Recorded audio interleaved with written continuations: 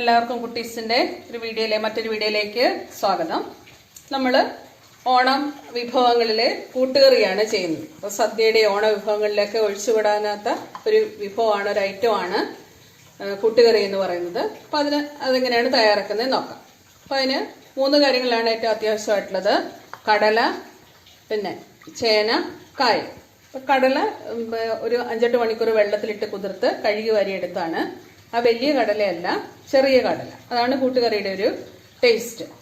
ഇനി നമ്മൾക്ക് മറ്റൊന്ന് വേണ്ടത് ചേനയാണ്. അപ്പോൾ ഇങ്ങനെയുള്ള ഒരു 3 പീസ് ചേന ഞാൻ ചെത്തി കഴുകി വെള്ളത്തിൽ ഇങ്ങനെ ഇട്ട് വെച്ചിട്ടുണ്ട്. പുറത്ത് വെച്ചാൽ ചേന ഇങ്ങനെ പെട്ടെന്ന് അതിൻ്റെ കളർ മാറി, ഇപ്പോൾ അതുകൊണ്ടാണ് വെള്ളത്തിലിട്ട് വെച്ചിരിക്കുന്നത്. പിന്നെ ഒരു 1.5 നേന്ത്രക്കായ, ഏത്തക്ക. നല്ലപോലെ മൂത്തതായിരിക്കണം. പിഞ്ചാണെങ്കിൽ അല്ലെങ്കിൽ ഇളയതാണെങ്കിൽ അത്ര ടേസ്റ്റ് ഉണ്ടാകില്ല. അതിൻ്റെ തോലിങ്ങനെ ഒരു ചെത്തി കളഞ്ഞിട്ട് ഇവിടെ വെള്ളത്തിലിട്ട് വെച്ചിരിക്കണം. അത് നമുക്ക് അരിഞ്ഞെടുക്കണം. അപ്പോൾ ആദ്യമായിട്ട് നമ്മൾക്ക് കടലയൊന്ന് വേവിച്ചെടുക്കണം. അപ്പോൾ അതിന് ഇന്നൊരു കുക്കറിലാണ് ഞാൻ കൂട്ടുകറി വെക്കാനായിട്ട് ഉദ്ദേശിക്കുന്നത്. ഒരു കുക്കർ എടുത്തിട്ടുണ്ട്.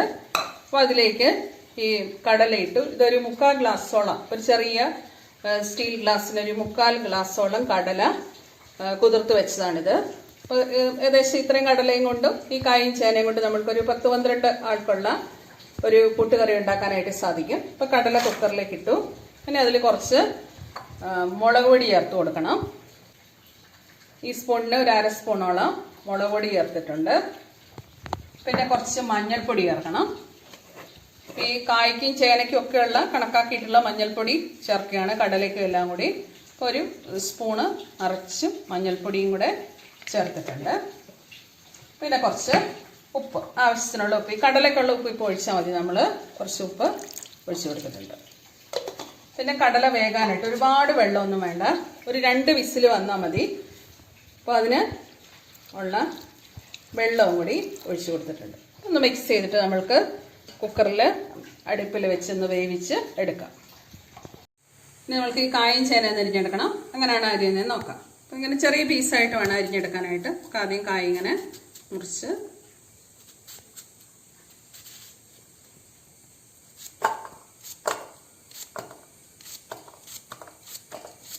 ഇങ്ങനെയുള്ള ചെറിയ ചെറിയ പീസായിട്ട് കായനെ അരിഞ്ഞെടുക്കണം.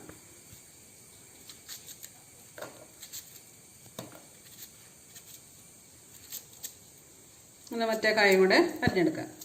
ഇനി ഇതുപോലെയുള്ള പീസുകൾ തന്നെയായിട്ട് കണ്ടില്ലേ, ഇങ്ങനെയുള്ള പീസുകളായിട്ട് നമ്മൾ കായനെ അരിഞ്ഞെടുത്തു. അതേപോലെ നമ്മൾക്ക് ഈ ചേനയും കൂടെ അരിഞ്ഞെടുക്കാം. ചേന ഇപ്പോഴൊക്കെ കിട്ടുന്ന ചേന പെട്ടെന്ന് വേകുന്നതായിരിക്കാം. അപ്പോൾ കായേക്കാൾ കുറച്ചും കൂടി വലിപ്പം കൂടിയാലും കുഴപ്പമില്ല. ഇങ്ങനെ ചേനയും കൂടെ അരിഞ്ഞെടുക്കാം. കായും ചേനയും കൂടി ഇങ്ങനെ കഷ്ണങ്ങളായിട്ട് അരിഞ്ഞു വെച്ചിട്ടുണ്ട്. നമുക്ക് കടല വെന്തോ നോക്കാം.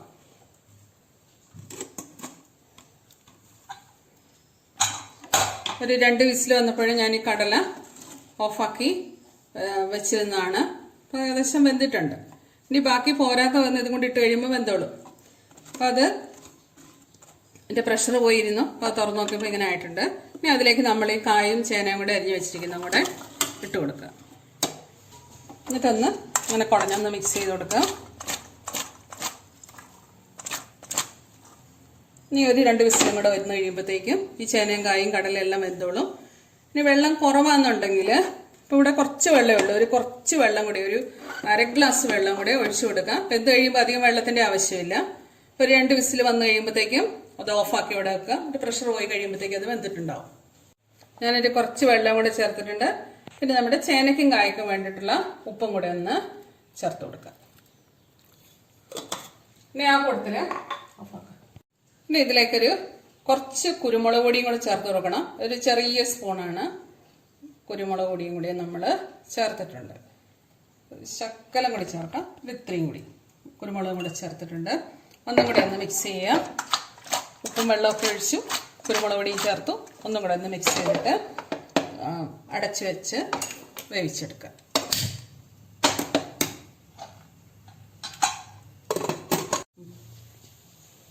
ഇനി നമ്മൾക്ക് ഈ കൂട്ടുകറിക്ക് വേണ്ട അരപ്പ് തയ്യാറാക്കി എടുക്കണം. ഞാനൊരു മുഴുത്ത തേങ്ങ ഇവിടെ ചിരണ്ടി വെച്ചിട്ടുണ്ട്.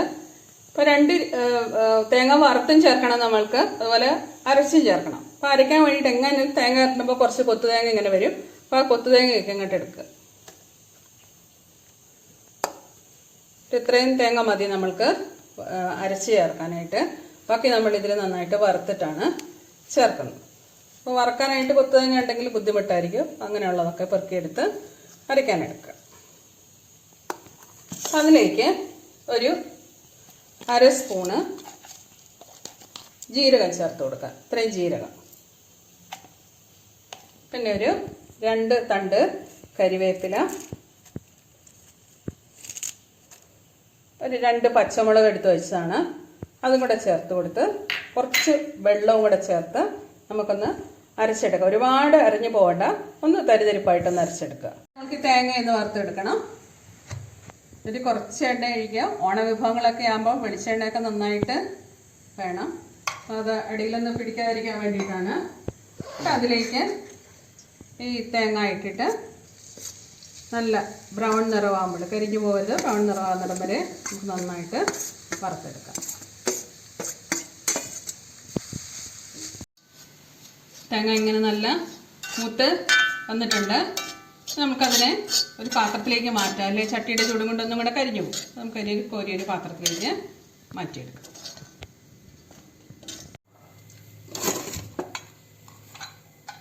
കുറച്ച് നോക്കാം.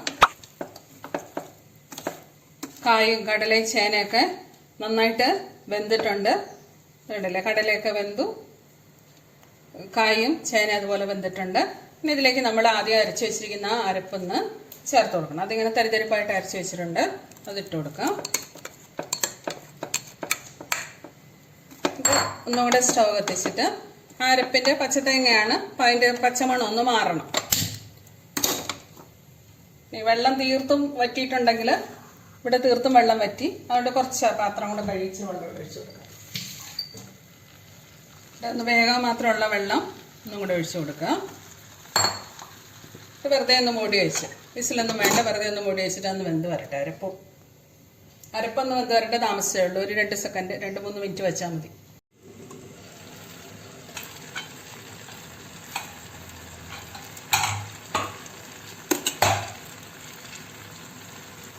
ഇത് അരപ്പ് വെന്തിട്ടുണ്ട്. നമ്മളിതിലേക്ക് ഒന്ന് മിക്സ് ചെയ്ത് കൊടുക്കുകയാണ്. ഇനി ഇതിലേക്ക് നമ്മൾ ഈ വറുത്ത് വെച്ചിരിക്കുന്ന തേങ്ങയും കൂടെ ചേർത്ത് കൊടുക്കണം. വേണമെങ്കിൽ നമുക്ക് മിക്സിയിലിട്ട് വെറുതെ വെള്ളം ഒഴിക്കാൻ ഒന്ന് കറക്കിയെടുക്കാം. ഞാനിങ്ങനെ ഡയറക്റ്റായിട്ട് ചേർത്ത് കൊടുക്കുകയാണ്.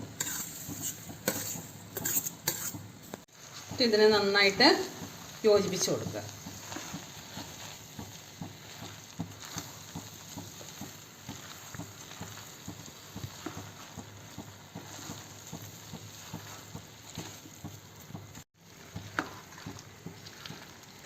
നന്നായിട്ട് നമ്മൾ അരപ്പ് തേങ്ങ വറുത്തതെല്ലാം ഇട്ടിട്ട് യോജിപ്പിച്ച് കൊടുത്തു.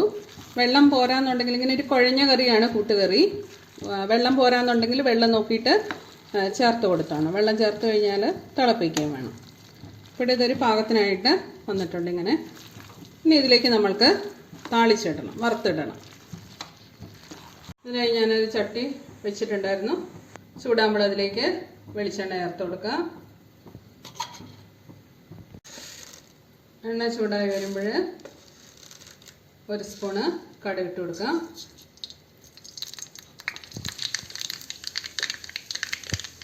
കടുക് പൊട്ടി വരുന്നുണ്ട്. കരിവേപ്പില ഇടുക. ഒരു 2-3 ഉണക്കമുളക് എടുത്ത് വെച്ചിരുന്നതാണ്, അതും കൂടി ചേർത്ത് കൊടുക്കുക.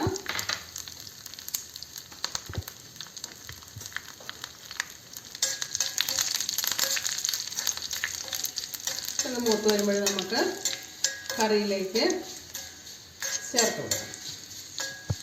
ചേർക്കുന്നതിന് മുന്നായിട്ട് ഒരു 1/2 സ്പൂൺ നെയ്യ് നമ്മളിവിടെ ചേർത്ത് കൊടുത്തിട്ടുണ്ട് ഈ കറിയിൽ. ഇത് കൂടി ആകുമ്പോൾ നല്ലൊരു മണം വരും കൂട്ടുകറിക്ക്.